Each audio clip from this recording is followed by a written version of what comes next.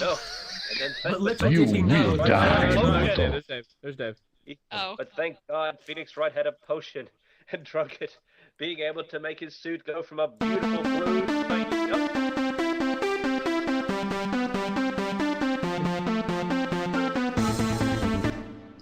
Yes, his suit went from a blue color to a yellow color, and he grew a mask as well. And he suddenly jumped back onto the stage, and there were spikes on the ground beneath them, and it was a fight to the death between Phoenix Wright, Mario, Steven Seagal's son, and Steven Seagal. And only one could win, and there was no way out. There was nobody else that could show up. That one of them had to survive and be the winner and take the island for himself.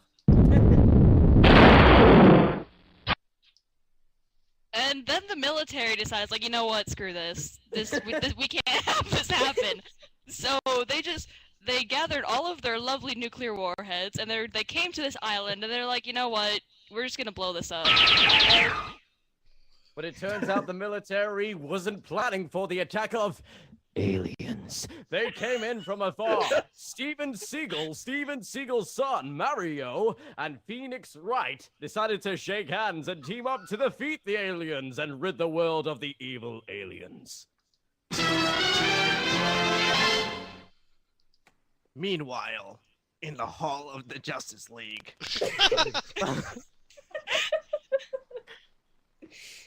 For shame, Cross. For shame.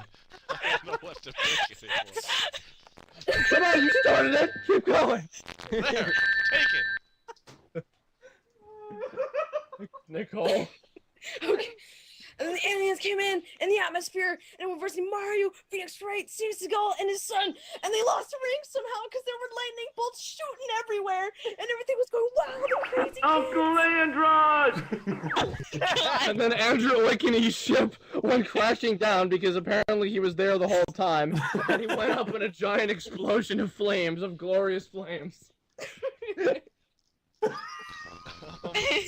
Fucking God. And so the death match continued. But the crowd was unhappy with this because there was no mind digger in this scene. And yet, it still happened. And I was out of the room for a short time, so I'm going to make up stuff. Mario then did something, and then someone else did something, and then something. And then there was a ring at the door, and Steven Seagal said, "Hold on, guys, I've got to get this." And he opened the door, and it was pizza, and they all sort of became friends and shared pizza together. And Steven Seagal admitted that, you know, he hadn't really gotten to terms with the fact that his wife had divorced him after the baby, and so they all kind of sort of sympathized with him. And even Steve. And then they all had nasty gay poop sex. Great. But it turns out the poop sex will have to wait for Steven Seagal.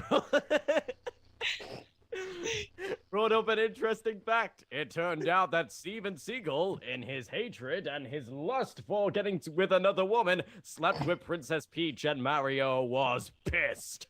You know, I didn't hear that from those sound effects. Robosai! Has returned. That's a big sound effect. Robosai. And so she smacked Mario over the head with her fucking frying pan.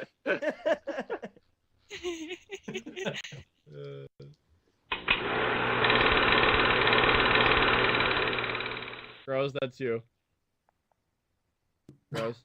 In order to calm everyone down, the Steven Seagal decided, hey, let's throw on a movie so I won't get hurt and I could easily escape Mario's wrath. So they all decided...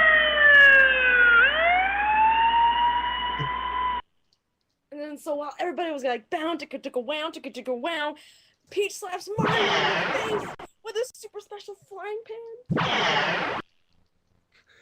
And apparently this frying pan that she smacked him with, that she ignored the police completely, turned into a laser gun that she shot and disintegrated Mario's head with. And then everyone had a lovely nap and slept 1,000 years. And it was beautiful, peaceful. But then a pie fight broke out because that was a very innocent sound effect. And then they broke out the hoses to hose off the pie. the seaman. And then everybody realized, oh shit, what are we doing? We have work, we have lives, and everybody got in their car and was stuck in New York traffic for 6 hours.